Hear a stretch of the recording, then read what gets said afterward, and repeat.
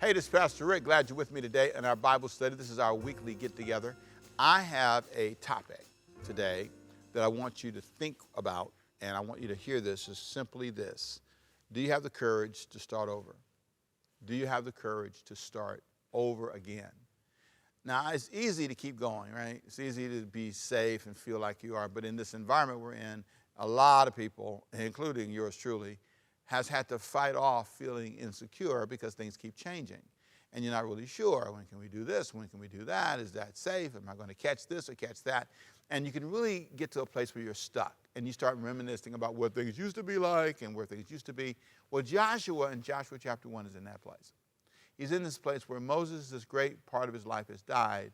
And there are these words that God said to him in Joshua chapter 1, verse 1 that really help all of us understand the importance of starting over again. This is what he says.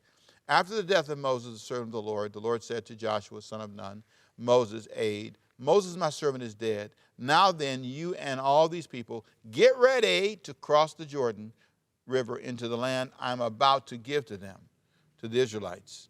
I will give you every place where you set your foot, as I promised Moses.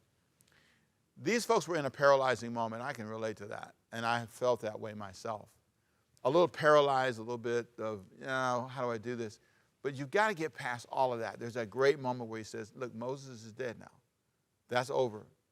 You're now in a new world. You're in a different circumstance. And you can spend too much time dwelling on where it used to be, how it used to be, and what I've lost.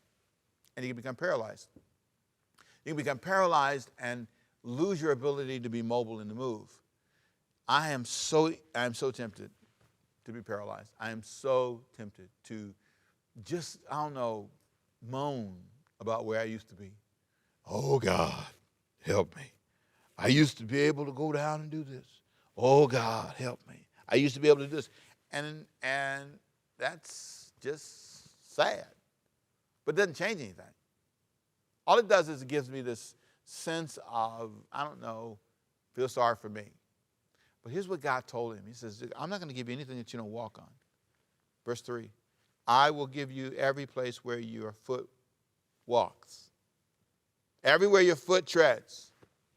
I'll give you what I promised Moses. I'll get you to a new place. I'll give you a brand new start, but you've got to walk. And that's the question. Are you walking? Are you getting up and trying? Now I have a little saying, get up.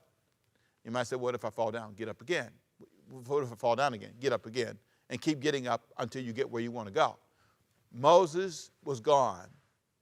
Some of you are dwelling on a lost loved one, husband, spouse, marriage. You got your whole list of things that are messed up. And if you're not careful, you're controlled by that, dominated by that. You loop in and out of that every day.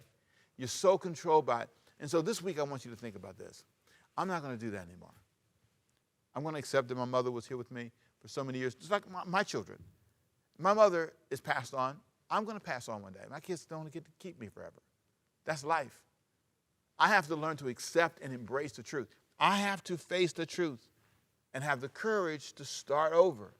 Some of you are complaining, nobody's here, it's just me in this big old house. At least you got a house. At least you have an opportunity. You know what God gave you back? Your life. You. Ricky Temple has a life. And the scary part about this season, Ricky Temple's had to look at himself. He's had to say, hey, are you happy? I had to do something my wife loves to talk about. Self-entertain. Entertain yourself. Learn how to play solitaire. Not literally the card game, just the point. Learn how to be alone. Learn how to love you. Learn how to forgive you for what you didn't do right and build yourself a new future. Let me pray for you. Father, let this word today, this Bible study, this 5-minute time together be transformational. May they open their hearts and say, I need to be like Joshua and start over again. I need to get my feet moving. I need to understand the power of doing that today. In Jesus' name. Hey, it's a joy to be with you. This is Pastor Rick with a word for you that can help you walk free. See you next time. Stay sharp. Bye-bye.